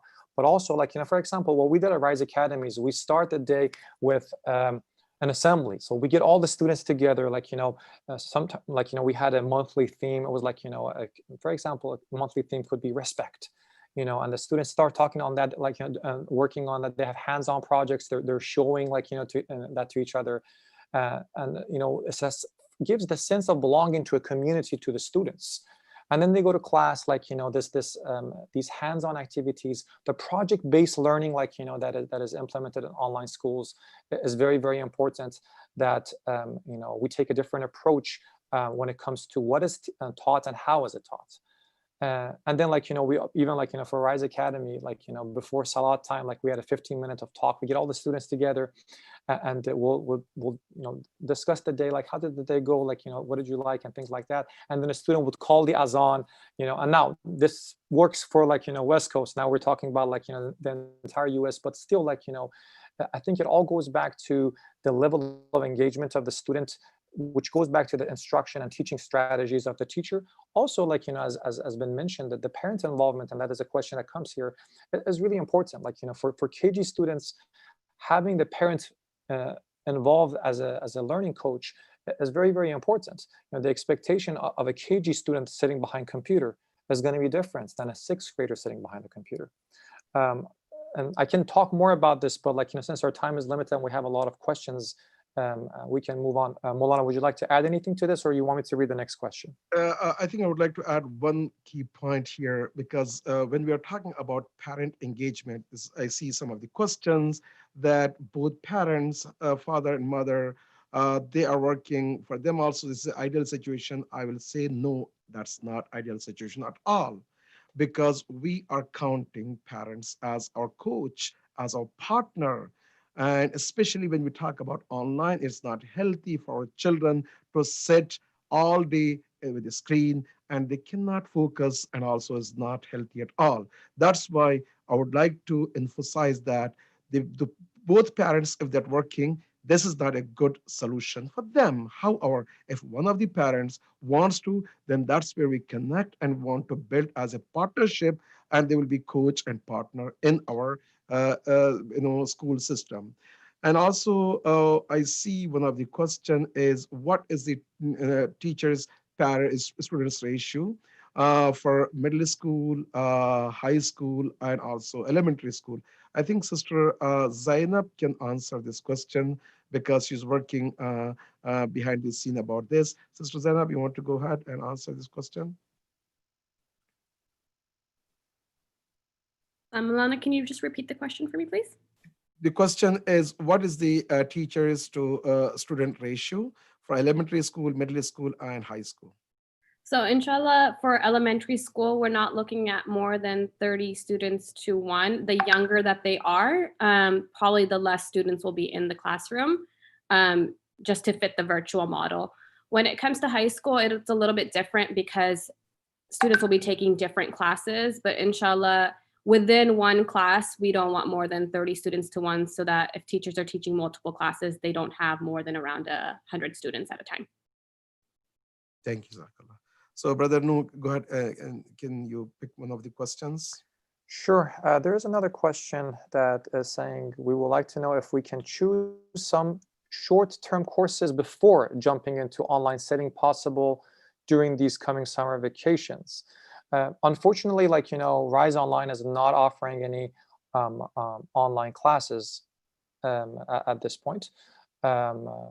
So that is not a possibility, because we're still planning for like, a successful launch for fall. However, like, for certain grades, Rise Academy is offering some online classes that are offered to outside community members. Depending on the age of your child, there is a class for high school on data science, and that is fully online. There is a class on statistics for 8th graders and above that is fully online. There is a class on study skills, that talks about time management, how to be successful in the online or hybrid setting, and other tools that students can benefit from. That is for 8th grade and above.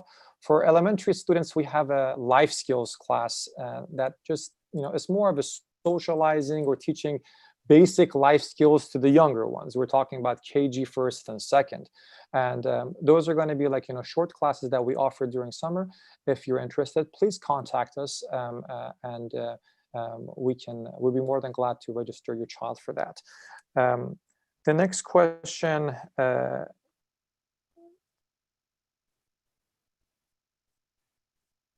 think this has been addressed, but like, Moulana, if you want to, because it's been like, even though after like, the presentation, we're still like, receiving this, that how do you address concerns of physical lack of social interaction with other students as a result of remote learning?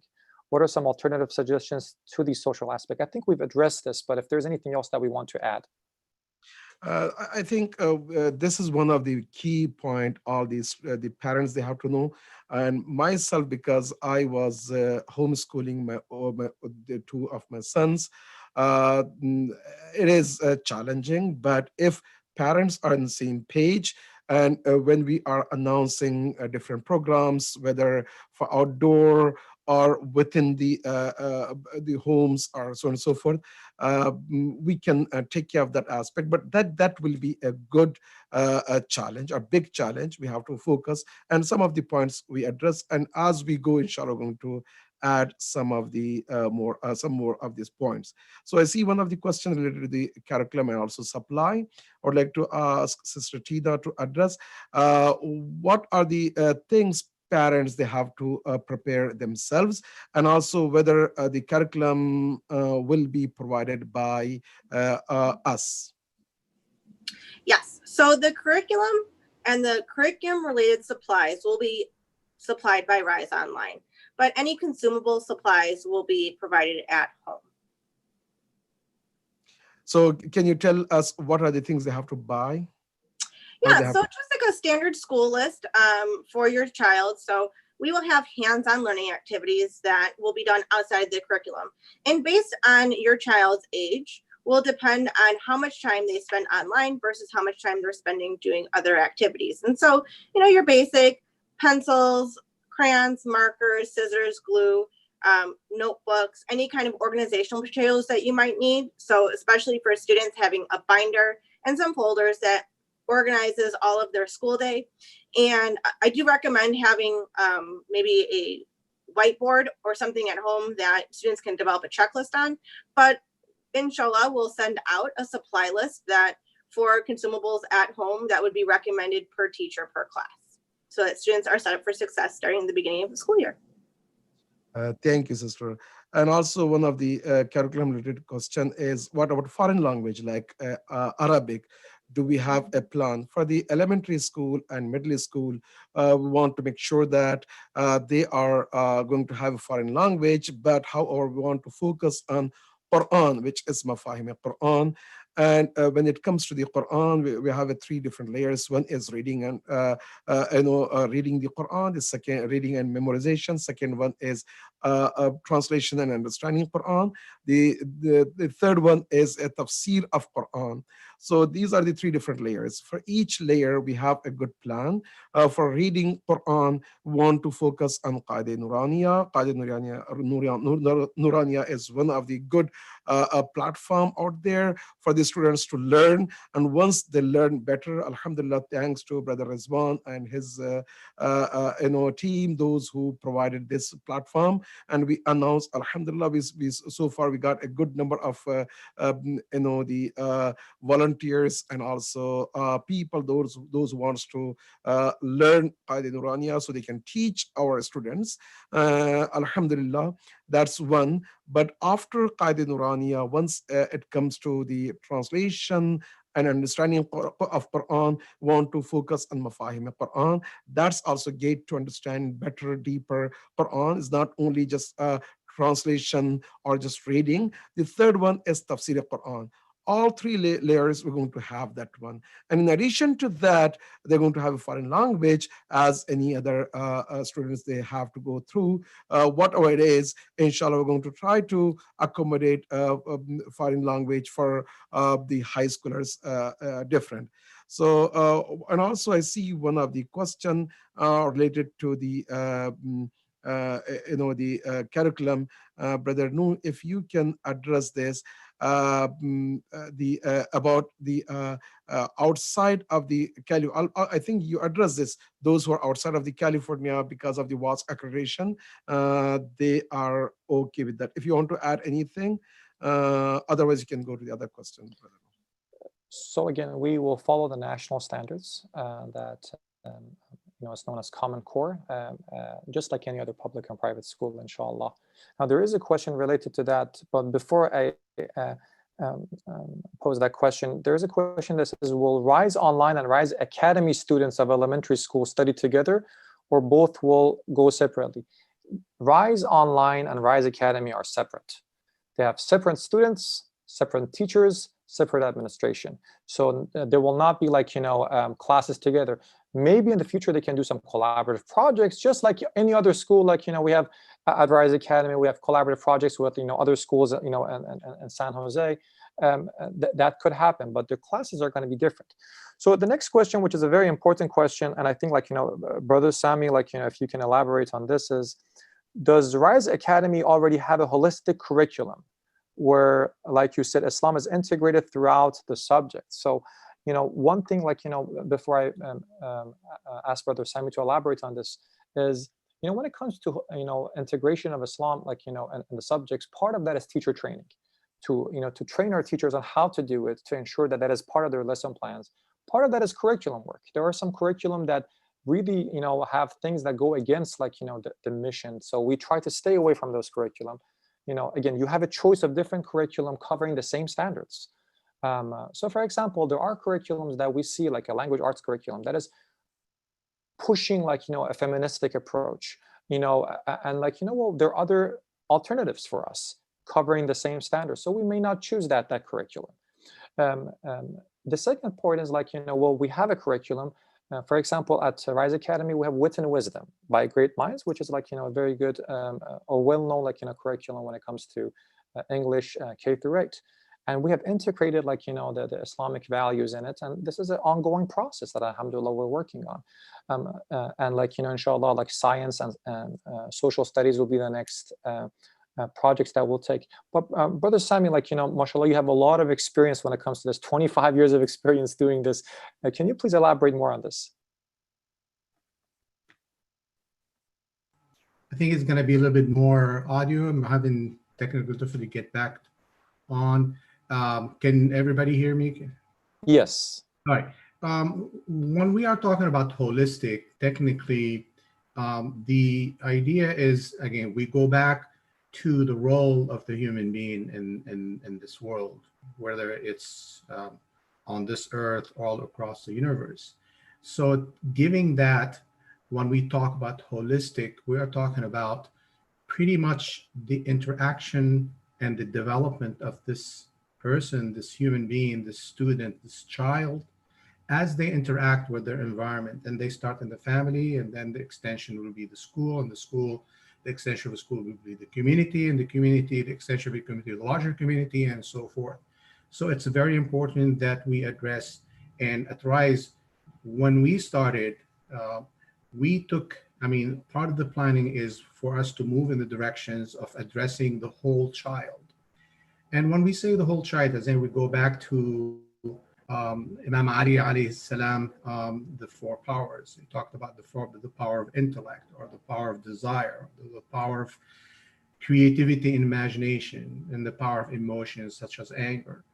These are they are integrated as part of the curriculum in order for us to develop how our kids react in conflict. How do they deal these conflicts as they arise in their interactions with others?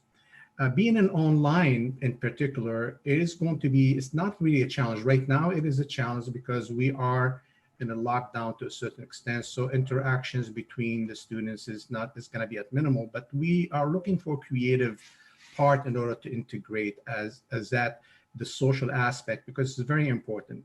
Islam does look at the human being as a social being. It's not only individual person. So Rise Academy does integrate all these aspects of the human quality and potential, and try to develop in an organic manner, not only systematic, or not only being in the classrooms and operating in a systematic way, because learning takes place in an organic process. So integrating all these aspects in an organic way, plus some sort of a scheduling as well, will hopefully, inshallah, lead, and it has been pretty much a success, whether it's in Rise or in other schools, like as Brother Nooh has mentioned. So in a sense, we are not looking at the secular perspective. Even secular is part of the holistic perspective, because secular is part of Islamic principles. This is not the other way around. Unfortunately, we live in a time where secularism, secular science in particular, has taken the lead of becoming the leading at all aspects, even spiritual, emotional, social leaders. Secular science has becoming the new religion, and we want to make sure that our kids understand that this is not the answer to their well-being. It is not the answer to their development. It is not the answer to their connection, to Allah subhanahu wa ta'ala and our beloved Ahlul Bayt. Thank you, brother Hijazi.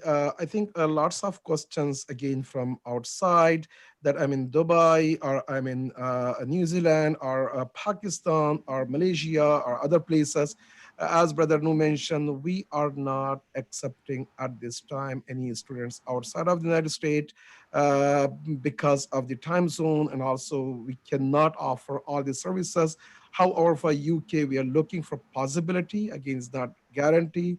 And I would like to, and also the next question following to that is, you have any partial Islamic studies online classes? Yes, we're going to announce next week. We're going to have a Sunday school or partial online school for only Islamic studies, and that's going to, inshallah, will be announced, and that's a completely different project. We're going to, inshallah, announce in a week or so. So I see some of the questions related to Sister the Heba, about the parent engagement. The question is how structure will be for my son, my daughter, from like 8 to 3, how much I have to spend with her or him, and what is your take on this? Sister Hiba, please, can you go ahead with this?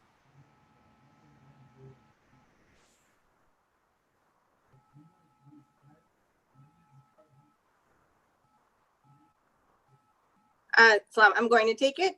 Sister Heba, I think, may have stepped away.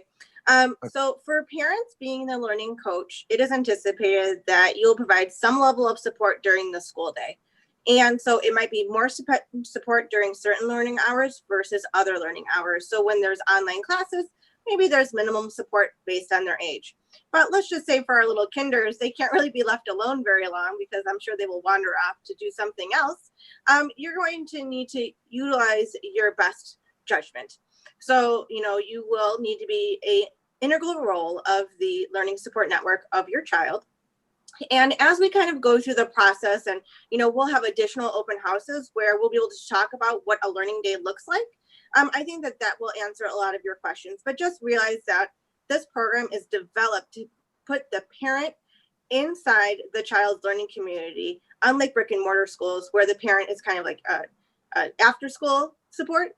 This is you involved in your child's learning. So you will have, as a parent, a large role in that.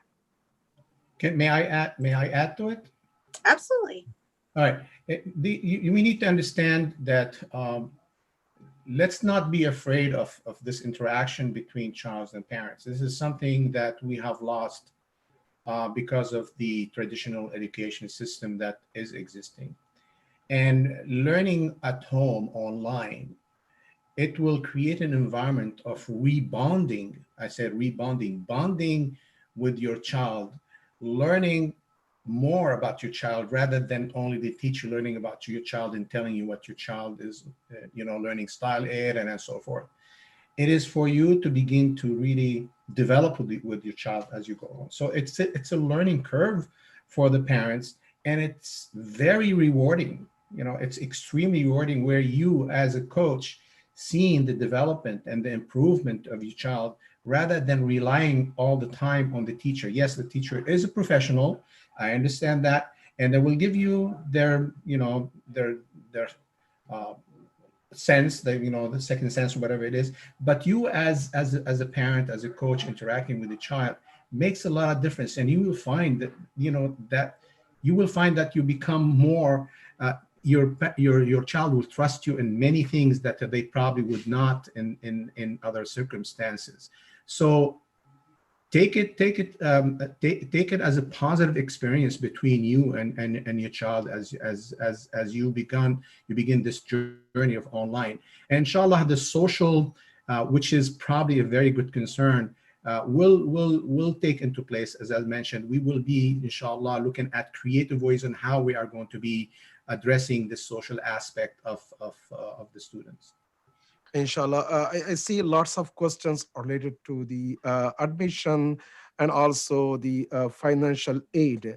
As we mentioned before, there is going to be a financial aid, but that's depend on our own ability and also those who can sponsor the child and also those who can support.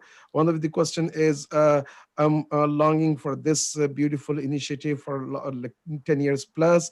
Alhamdulillah, right now as an opportunity, I lost my job and also my husband is not doing well because of the COVID-19.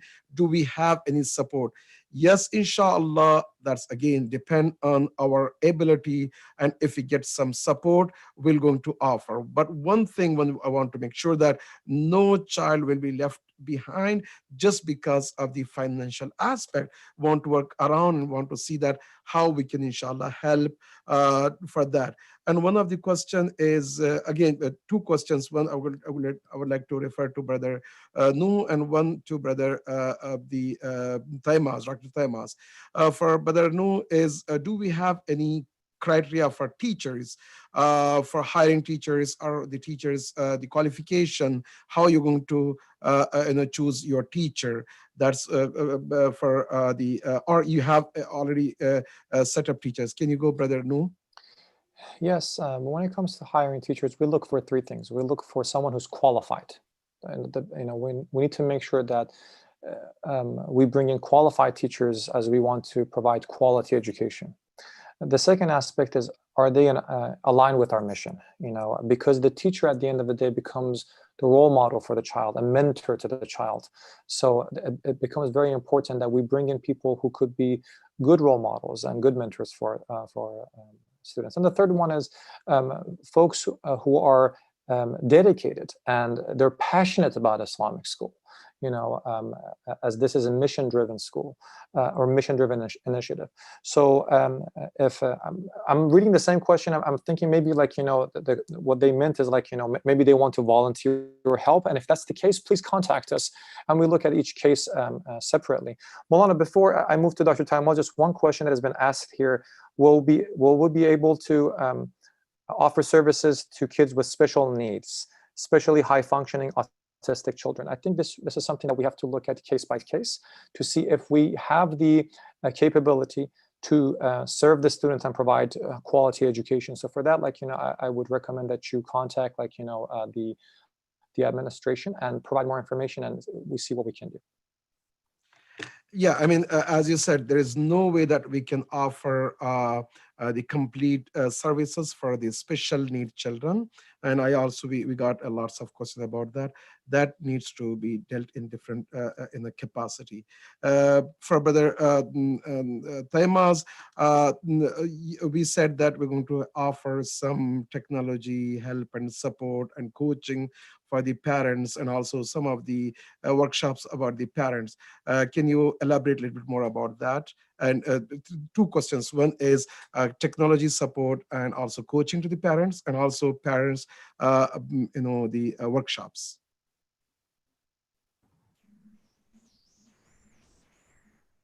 Yes. So basically, it's just, if you look at learning management systems, right? There are plenty that are out there. There's like Schoolology. There's Canvas, and a lot of them just have similar features. Sometimes they're a little bit difficult at the beginning, but they're very quick to learn. So we're just gonna go through like a really step-by-step process as to like how to use them. And in terms of and also like when it comes to where we put the student grades, like we will have multiple systems. Another thing is that we will be available to help parents and students when they do have technology related issues right? They have questions. So we have been successful with this, with our current model right now. When after the pandemic, when we went Rise Online, so far the parents have shown quite a bit of satisfaction. In that regards, we will be doing that. So, however, just to make this point that, you know, the technology session will be happening after students have been they've been initially accepted to the school. The technology session will not be happening before that, right? So this is for parents who will be enrolled in the school. Yeah. Thank you, Jazakallah. And also for the parents workshop, beside that, as we mentioned, time to time, we're going to have a parents engagement and also workshops that can help to be in same page, because the parents and also the educators, teachers are Rise Online, and also students.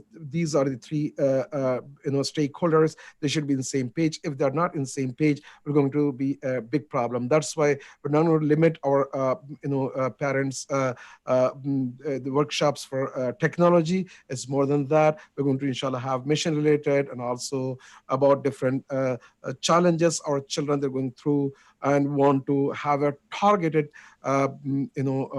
support and also workshops for the parents, as we are doing in our Rise Academy. Some of the questions are related to where should we apply. As we mentioned, please go ahead to riseonline.education. This is the website. You can apply for your students, inshallah. For those who wants to apply for only Sunday school or other things, as I mentioned, is going to be a salamonline.education. Salamonline.education is only for Sunday school or part-time education. But we are talking about full-time school, which is Rise Online. Again, some of the questions only these classes will be taught by alim. That's not the case, because we have a strong academia. Inshallah, we're going to have a qualified teacher, as Brother Nooh also mentioned, and based on that, inshallah, we go with that. So I think our time is over. Again, I would like to thank all of you for your great support and interest. And also I'd like to thank all the participants, all the those who speak today, and also all those who work behind the scene. Next step is, inshallah, we're going to wait for your application form. And once we have that, as we mentioned, it's going to be different stages. And those stages will going to, inshallah, determine that. We're going to communicate with the families and with those who are interested in that.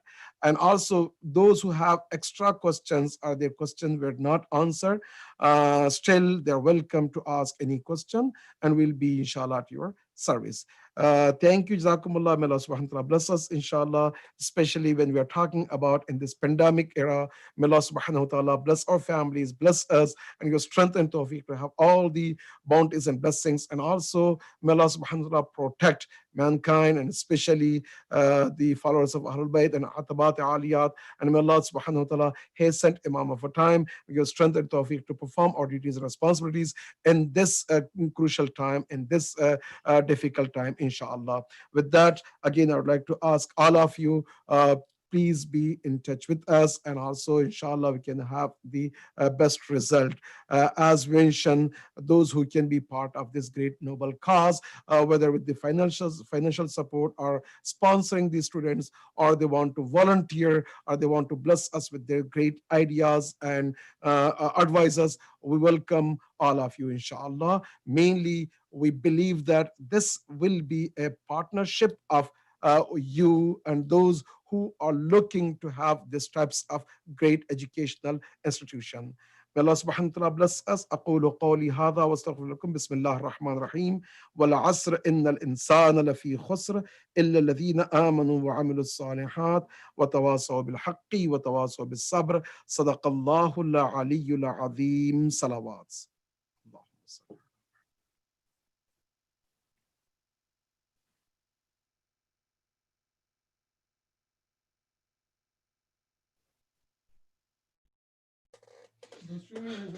Huh?